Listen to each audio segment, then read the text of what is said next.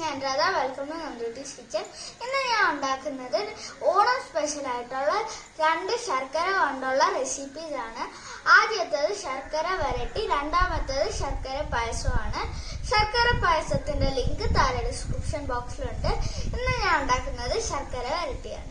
സദ്യക്ക് 2 ഉപ്പേരിയാണ് വിളമ്പാറ്. ശർക്കര ഉപ്പേരിയും പിന്നെ ബനാന ചിപ്സും. ഇതില് ശർക്കര വരട്ടിയാണ് ഞാൻ ഇന്ന് കാണിക്കുന്നത്.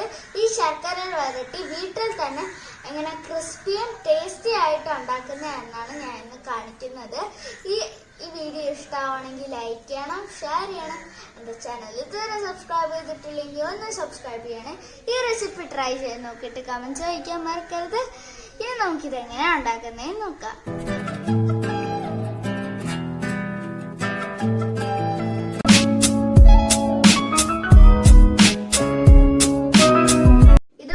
നല്ല വിളഞ്ഞ ഏത്തക്ക വേണം എടുക്കാൻ.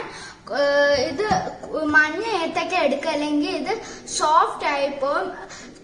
തീരെ വിളയാത്ത ഏത്തക്ക എടുക്കല്ലേ, എങ്കിൽ അത് അത്രയും ടേസ്റ്റ് കാണൂല.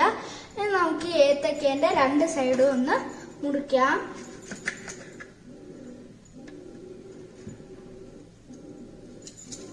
രണ്ടറ്റം മുറിച്ചിട്ടുണ്ട്. ഇനി നമുക്ക് ഇത് നടുക്കൂടെ ഒന്ന് മുറിക്കാം.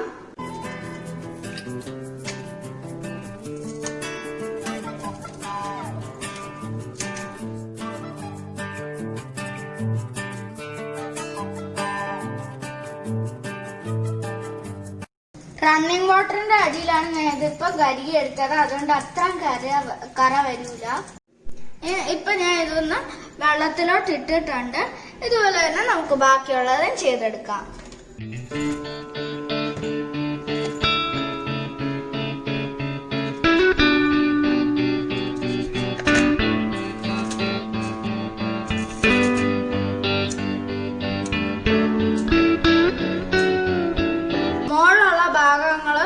അരിക്കുള്ള ഭാഗങ്ങൾ വേണമെങ്കിൽ ഇങ്ങനെ ഒന്ന് സ്ക്രേപ്പ് ചെയ്ത് കളയാം.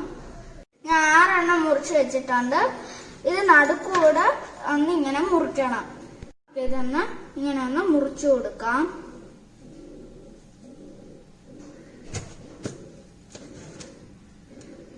ഞാൻ ഇപ്പൊ ഇത് 2 കഷ്ണമായിട്ട് മുറിച്ചിട്ടുണ്ട്.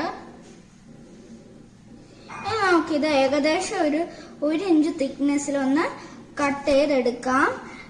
ഇത് ഇവിടെ ശ്രദ്ധിക്കേണ്ട ഒരു കാര്യം, ഇതെല്ലാം സെയിം തിക്നെസ്സിൽ വേണം കട്ട് ചെയ്തെടുക്കാൻ.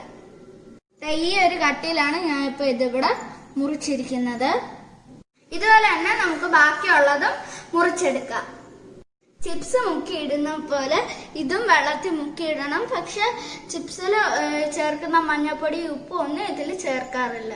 ഇത് 20 മിനിറ്റ് കറ പോവാൻ വേണ്ടി മുക്കി വെക്കണം. ഇടയ്ക്ക് ഇതൊന്ന് കരുകി എടുക്കുവാൻ വേണം. ഇപ്പൊ ഇത് 20 മിനിറ്റ് കഴിഞ്ഞിട്ടുണ്ട്. ഇനി നമുക്കിത് വറുത്തെടുക്കുന്ന എങ്ങനെയാണെന്ന് നോക്കാം. ഇത് എണ്ണ ചൂടാക്കുന്ന സമയത്ത് ഈ വെള്ളം ഒന്ന് സ്ട്രെയിൻ ചെയ്ത് എടുക്കാം.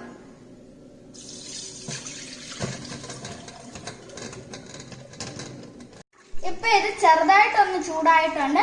നല്ല ചൂടാവുമ്പോഴേക്കും നമുക്ക് എല്ലാ അരിഞ്ഞു വെച്ചേക്കുന്ന ഏത്തക്കാവും ചേർത്ത് കൊടുത്ത് ഒന്ന് ഫ്രൈ ചെയ്തെടുക്കാം. എണ്ണ നല്ല ചൂടായി കഴിഞ്ഞിട്ട് ഞാൻ ഇതിലോട്ട് അരിഞ്ഞു വെച്ചേക്കുന്ന ഏത്തക്ക ചേർത്ത് കൊടുത്തിട്ടുണ്ട്. കുറച്ചു നേരം ഹൈ ഫ്ലെയിമിൽ വെച്ചിട്ട് ഞാൻ ഇപ്പൊ ഇത് ലോ ഫ്ലെയിമിലോട്ട് മാറ്റിയിട്ടുണ്ട്. ഇത് കണ്ടിന്യൂസ്ലി ഒന്ന് സ്റ്റിർ ചെയ്ത് കൊടുക്കാം. ഇതിനി ചെറുതായിട്ടൊന്ന് ഇളക്കിക്കൊണ്ടിരിക്കണം. കാരണം 2 സൈഡും ഇത് ഒരുപോലെ ആയിട്ട് വേണം ഫ്രൈ ചെയ്ത് കിട്ടാൻ.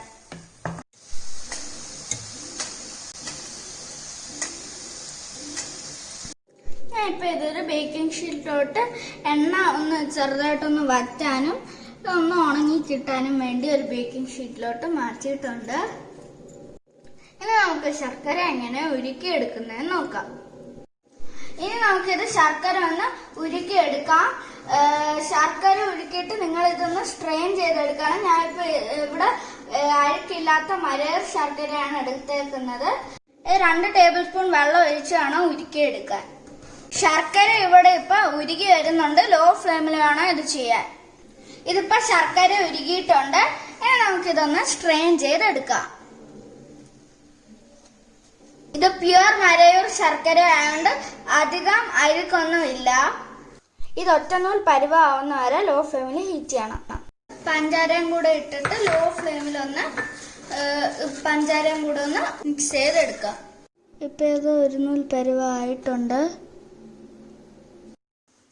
ഞാൻ ഇപ്പം ഈ ശർക്കരയിലോട്ട് ഏത്തക്കായും വറുത്ത് വെച്ചേക്കുന്ന ഏത്തക്കായും 2 ടേബിൾ സ്പൂൺ നെയ്യും ഏലക്കയും ചുക്കുപൊടിയും ചേർത്തിട്ടുണ്ട്.